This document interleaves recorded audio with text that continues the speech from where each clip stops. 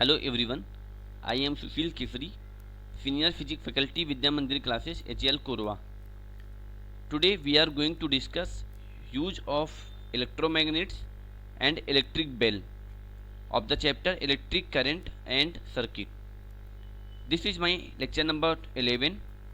Those students who have missed my previous lectures kindly see it first. So let's start use of electromagnets. So electromagnets are used in loudspeaker, television sets, fans, telephones and electric Motors.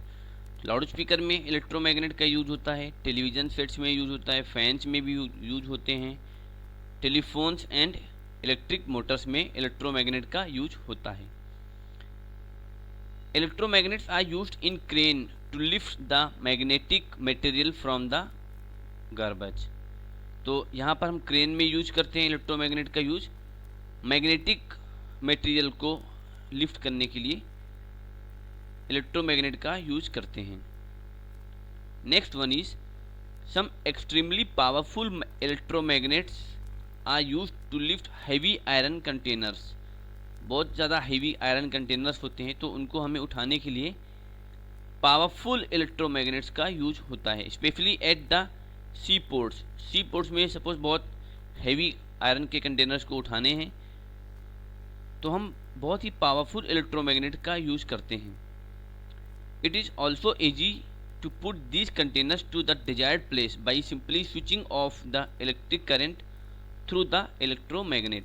बहुत ज़्यादा मान लीजिए हमें बहुत heavy iron containers को किसी particular desired place में हमें इसको प्लेस करना है, पुट करना है, तो हम क्या करते हैं कि जो इलेक्ट्रोमैग्नेट से हमने इसको पिक किया था उस इलेक्ट्रोमैग्नेट में अगर हमने इलेक्ट्रिक करंट सप्लाई करना बंद कर दिया तो क्या होगा, उसका जो मैग्नेटिज्म है वो लूज हो जाएगा, वो ख़त्म हो जाएगा और फिर हम वहाँ पे एक डिजायर्ड प्लेस पे इसको हम प्लेस कर सकते हैं.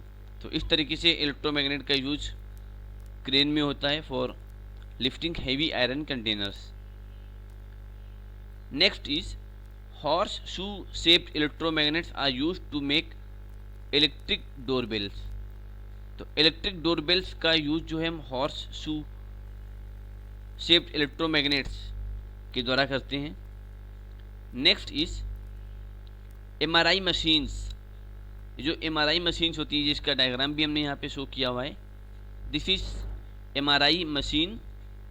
Magnetic resonance imaging machines are constructed with the help of extremely powerful electromagnets. ये फिजिशियंस यूज करते हैं. So MRI machines are constructed with the help of extremely powerful electromagnets. These are generally used in hospitals and advanced scientific laboratories.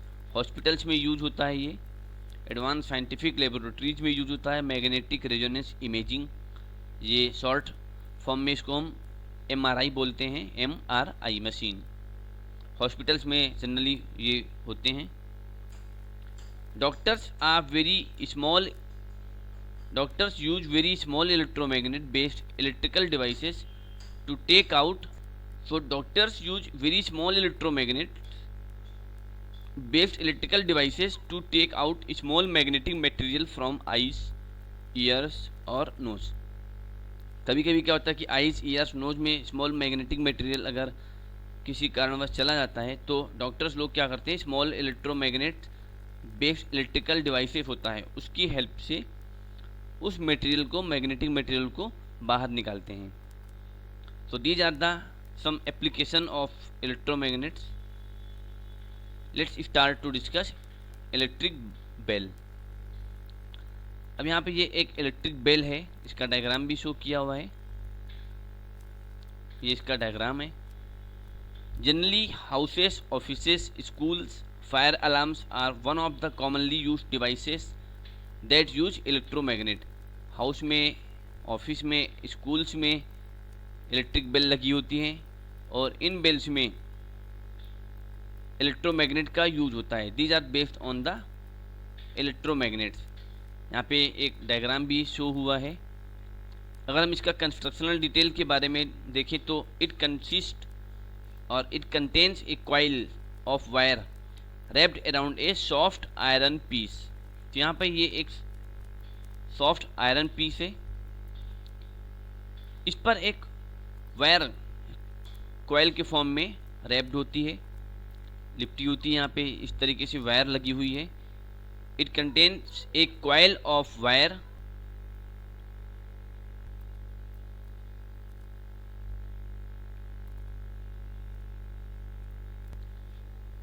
यहाँ पे जो wire है ये soft iron piece में बहुत सारी वायर्स इस तरीके से कॉइल के फॉर्म में लगी होती हैं। And iron strip with A hammer is placed near the electromagnet. एक यहाँ पे एक आयरन स्ट्रिप होता है, this is the iron strip, और उसके दूसरे एंड में एक हैमर प्लेस होता है। And iron strip with A hammer is placed near the electromagnet. तो इलेक्ट्रोमैग्नेट के पास में एक आयरन स्ट्रिप होता है विद ए हैमर। तो ये यहाँ पर हैमर है और ये आयरन स्ट्रिप है और ये इस कॉइल के पास में या सॉफ्ट आयरन पीस के पास में प्लेस्ड रहता है। एक contact screw is kept near the iron strip. एक यहाँ पे कॉन्टैक्ट स्क्रू जिसको बोलते हैं यहाँ पर ये कॉन्टैक्ट स्क्रू है, आयरन स्ट्रिप के पास में ये रहता है। When an iron strip is in contact with the contact screw.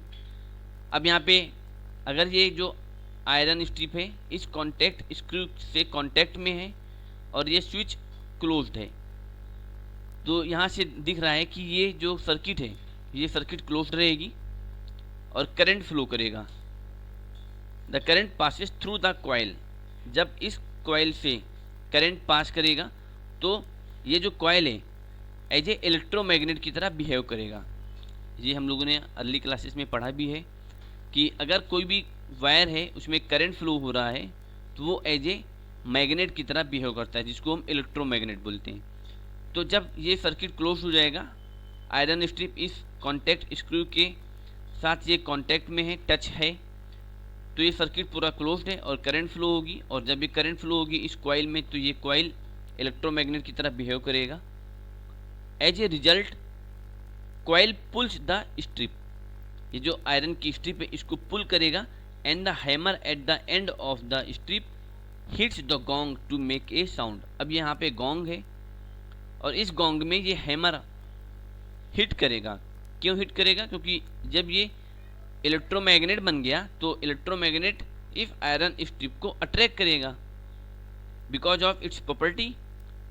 तो जब ये अट्रैक्ट करेगा तो ये हैमर भी यहीं इधर आएगा गोंग के पास, तो हैमर गोंग को हिट करेगा। गोंग तो फिक्स है, ये तो कहीं जाएगा नहीं, ये तो मूव करेगा नहीं, हैमर जो है वो इस गोंग को हिट करेगा। Once the hammer strikes the gong contact between the contact screw and the iron strip breaks. तो जब ये हिट करने लगेगा तो ये contact between the contact screw and iron strip break हो जाएगा। दस द सर्किट ब्रेक्स। तो जब यहाँ से कॉन्टैक्ट ब्रेक हो गया तो क्या होगा? सर्किट ब्रेक कर जाएगा और ये ओपन सर्किट की तरह बिहेव करेगा and the current stops flowing through the coil. तो अब जब सर्किट ओपन हो गया तो क्या होगा? यहाँ पे कोई भी करंट फ्लो नहीं होगी इस कॉइल में। As a result coil loses its magnetism and no longer attract the iron strip. और जब इसमें करंट फ्लो होना बंद हो गई, क्यों? क्योंकि ये कांटेक्ट में नहीं है। अब जब कांटेक्ट में नहीं है तो ये पूरा circuit as a open circuit की तरह बिहेव करेगा और जब ओपन सर्किट हो जाएगा तो इसमें कोई भी करंट फ्लो नहीं होगी। और जब इस कॉइल में करंट फ्लो नहीं होगी तो ये कॉइल वो सिंपल वायर की तरह बिहेव करेगा। अब इसका जो इलेक्ट्रोमैग्नेटिज्म था वो लूज हो जाएगा, वो फिनिश हो जाएगा। The contact screw again makes contact with the iron strip and the whole process starts again. और ये इस तरीके से प्रोसेस ये पूरा चलता रहता है। Due to continuous repetition of this process hammer repeatedly hits the gong and produces the ringing sound.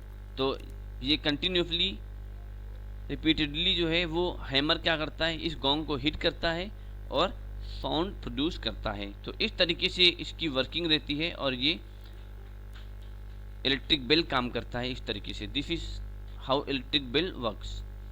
So I hope you understood the explanation. Thank you.